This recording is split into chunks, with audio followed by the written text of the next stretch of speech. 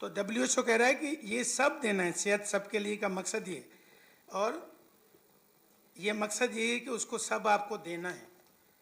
तो 2030 में हमने भी, हमारे मुल्क ने भी एक सिग्नेचर किया अल्मा अटा डिक्लेरेशन पे, जो कि 1978 में हुआ, जिसमें हमने कहा कि 2000 में हम सबको सेहत पहुंचाएंगे। सारे ममालिक ने कहा, मगर 2025 है, अभी तक वो नहीं कर सके। तो उसके 8 अहदाफ थे। पहला था आम बीमारियों का इलाज, दूसरा था ज़रूरी अद्वियात की दस्तयाबी, तीसरा था साफ पानी की फराहमी, चौथा था माँ और बच्चे की सेहत, पांचवा था हिफाजती टीकाजात इम्यूनाइजेशन, छठा था बीमारियों पर काबू करना, सातवां था ग़िज़ाई फराहमी, आठवां था सेहत की मालूमात।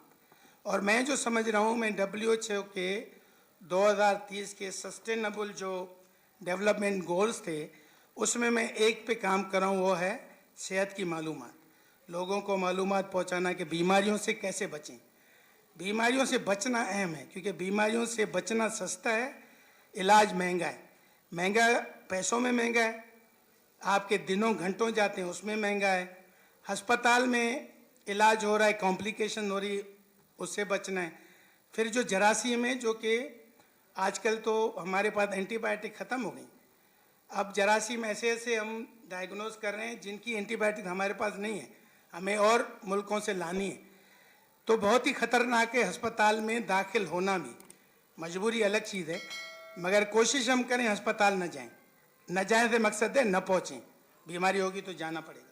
तो मैं WHO का जो 8वां हदफ है सेहत के मुतालिक मालूमात, मैं सिर्फ वो एक 8वां हदफ कर रहा हूँ, वो भी पूरा नहीं ज़ाहिर है, जितना मैं कर पाता हूँ थोड़ा ही है, मगर मीडिया का बहुत रोल है, बहुत रोल है इसमें। डॉक्टर तौसीफ ने एक खातून के लिए लिखा जो कि खुशदार के करीब एक गांव में स्कूल चला रही थी। पहले 5 बच्चे थे, फिर 100 बच्चे हो गए।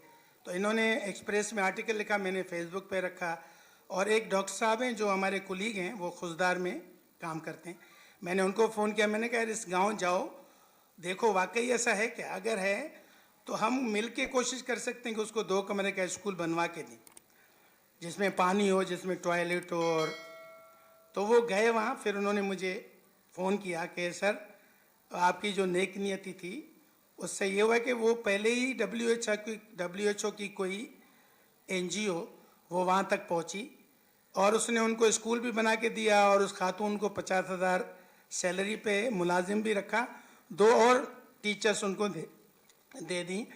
तो मीडिया का बहुत रोल है, मीडिया को इस पर लिखना चाहिए। कल मेरे एक दोस्त से बात हो रही थी, वो गए थे एक मीटिंग में, तो वो बता रहे थे कि बस, मैंने कहा आपने कुछ बात की मसाइल की, तो उन्होंने कहा नहीं, बस वो सुनने वाली मीटिंग थी, वहाँ से सिर्फ हमें सुनाना था, वो सुन लिया। तो मैंने कहा फिर भी हम लिखें, फिर भी हम मीडिया पे बोलें। हर मीडिया आउटलेट, हर सोशल मीडिया आउटलेट, हर अखबार, प्रिंटिंग मीडिया, अगर अपने ऐसे का 10% भी देना तो मसाइल हल होंगे। जब बार बार आप कोई चीज़ कहते हैं तो फिर हुक्मरानों को भी वो सुनना पड़ती है। मैं आपको बताऊँ, मेरे दोस्त हैं अनवर अबड़ो साहब, वो हेल्थ मैगजीन काविश दुनिया छापते हैं, मेरे मज़ामीन छापते हैं बड़े शौक़ से। कभी कभी खुद भी कहते हैं फ़लाँ चीज़ पे लिख कर दो, जैसे अभी मुझे उन्होंने कहा कि 2025 में सेहत के बारे में क्या क्या हुआ लिख दो, मैंने लिख कर दिया, छापा उन्होंने, मगर कभी कभी डिले भी हो जाती है। तो मैं उनको फिर फ़ोन करता हूँ, सही ये मेरा मजमून 4 हफ्ते से पड़ा हुआ है। तो उन्होंने एक दिन कहा यार तुम अकेले तो नहीं हो ना, बहुत सारे मज़ामीन आते हैं, हम क्या करें, हमें तो छापना है। तो मैंने कहा भाई 10% तो सेहत को दें, 10% दें। तो 10% अगर कोई भी मीडिया चैनल सेहत को देगा तो मसाइल हल होंगे, ज़रूर होंगे। तो जो प्राइमरी हेल्थ है वो इम्पोर्टेंट है, और उस पर हमें लिखना चाहिए, बार बार लिखना चाहिए। हमारी सेहत की बजट बढ़नी चाहिए। माँ और बच्चों की सेहत पे जो बजट है वो 0.5% है, और 60% बजट हमारी टर्शरी केयर पे जाती है, सेकेंडरी टर्शरी केयर जो बड़े बड़े अस्पताल हैं उस पे जाती है।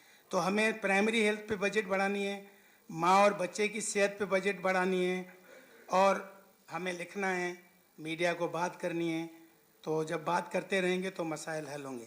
और मैं सबका शुक्रगुजार हूँ कि आपने बड़े गौर से, सुकून से हमारी बातें सुनी, और बैठे रहे। सबकी मेहरबानी, सबके एहसानात और सबकी मेहरबानी।